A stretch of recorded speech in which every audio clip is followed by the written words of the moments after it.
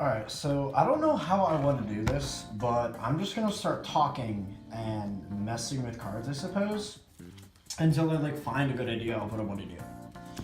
So, what's up guys, Myra from Team 2IC here, and this is something that nobody is talking about. I don't know why. I don't know. I want to start making more content like this because there's a lot of things which people just haven't been making, or rather hasn't been brought to the public's attention, and I really will just want to get it out there. Today I'm going to talk about how Ahsha is going to be the new Luard. I have not seen a single video about this. I haven't seen or heard anyone discuss this at all, and I'm not really sure why, because there are three major points that the new Ahsha is going to do, and Japan already seems to be on it. I don't understand why it hasn't been brought up to the attention of the West. But here we go.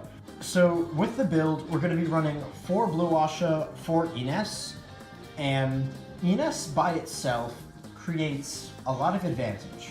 I used to be running the Marjuko Rowney engine, and I absolutely hated it. I don't know what it was. It just really didn't work out for me.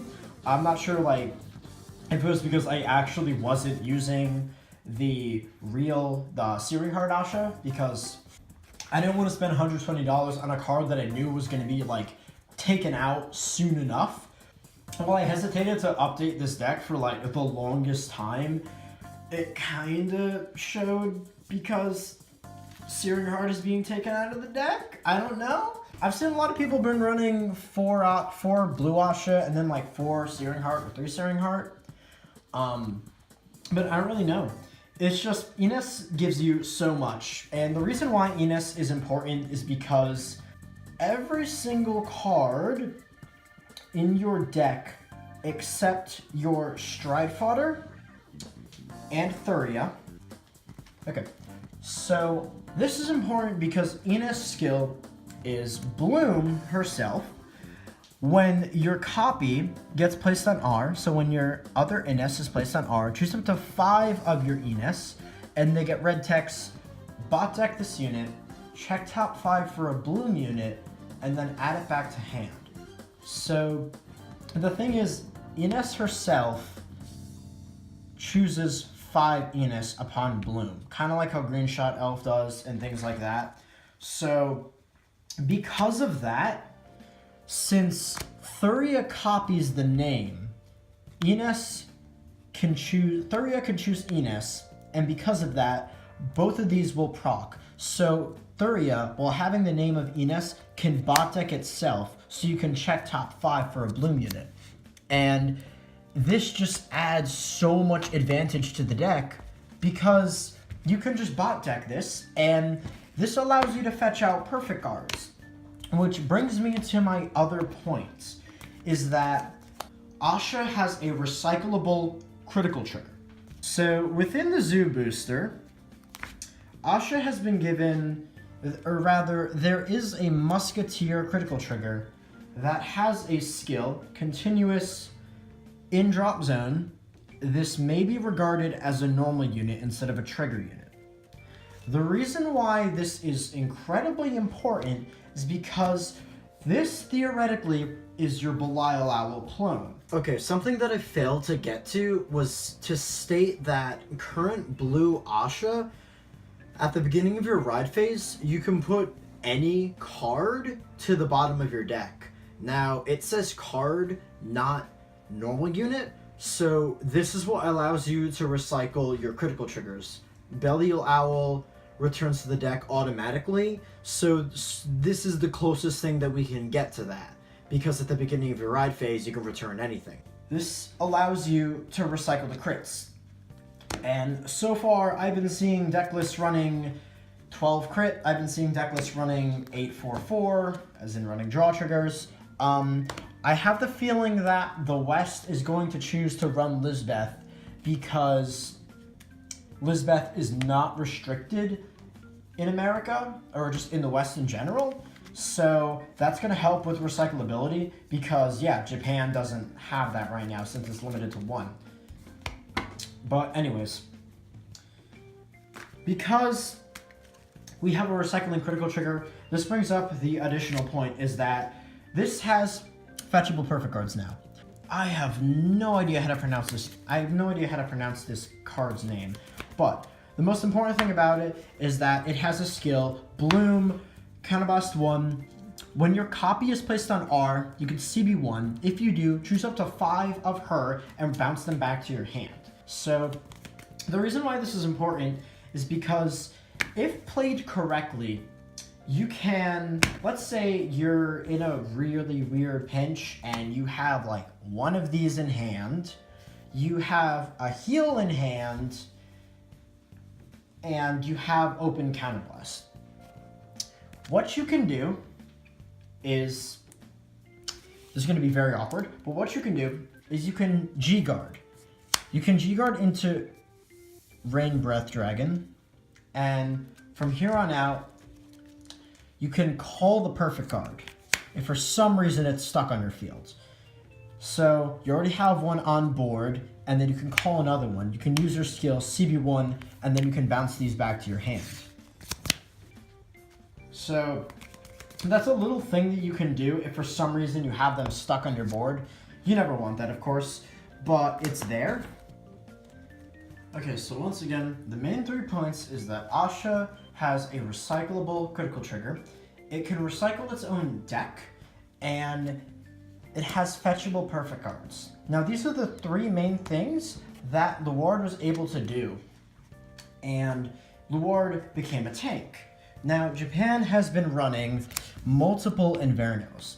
So, Inverno's skill is act once per turn, Soul Blast 1, choose 5 normal units from your drop zone and put them into your deck. If you put 5, you can countercharge 1, soul charge 1. That doesn't really matter. The only thing that really matters is this. This is regarded as a normal unit in your drop zone, so because of this, you can use it and recycle itself for Inverno. You can do that, and this is once again an instance in which you can recycle critical triggers. Something which I don't know is going to be errated or what, but so far, Ahsha states, choose 1 card from your drop zone and put it to the bottom of your deck. Now it says card, not normal unit, which means that your triggers can also be recycled. But that's the only thing that really matters. Actually, no, I lied. The other thing which matters is her second skill. When your unit is placed on R, you can counterblast 1, you can discard 1, then search for up to 2 copies and put them to hand, shuffle deck. So this is another instance in which you can call your perfect guard, you could fetch for 2, add them into your hand, and then through the Rain Breath combo, which I mentioned earlier, you can Rain Breath, you can bounce that back to your hand on your opponent's turn, because this is assuming that, you play things right, you're going to be G-guarding into this. These are all the things that made Luard just an absolute tank of the deck.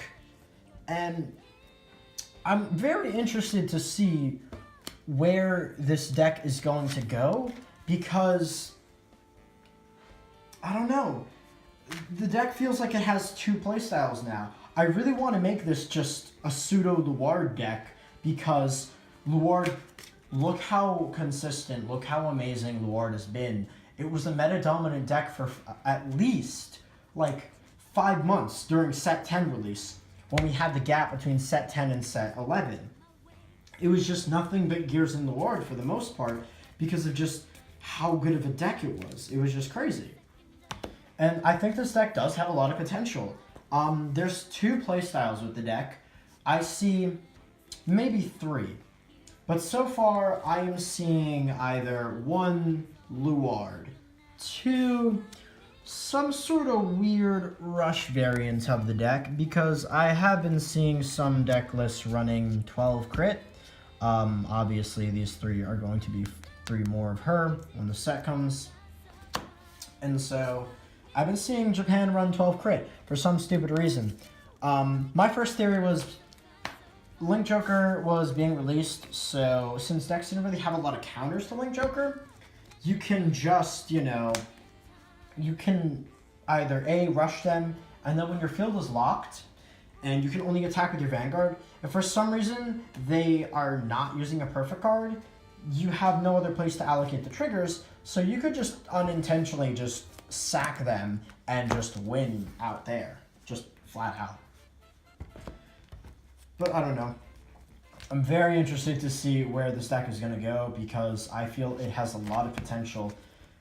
It can also just play the normal play style of Neonectar Bloom, and it can just go for kill turns because this card is just incredible. This card is just absolutely fantastic because you can use this as a first stride just to multi-attack. Your second stride has its GB4, so it becomes a Dimax, which is good. You can, once again, continue to use this card because this card gives you multi-attacks. The two major things that Neonectar were missing before Zoo Booster / set 11 or 12? Set 12. Is that Neonectar did not have multi-attack potential and they did not have resist. With the new grade 2 and the grade 1, they do have resist. So that's very important because it actually gives, for the most part, an out to what were its relatively bad matchups. Because what you can really do is you can just have a column of this, and these both have resist, so unless Chaos locks everything else, assuming the rest of your board does not have resist, they are forced to lock everything else and then Deluge to call over these two.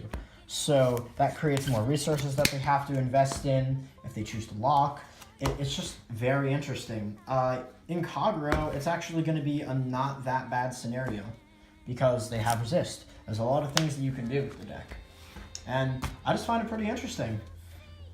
But yeah, I don't know why this hasn't been discussed before. I think this deck has a lot of potential. I'm very interested to see where it's going to go. And it might be a new Luard. It might. I say that, but I know Luard just got a new grade 3, so I'll hope for the best.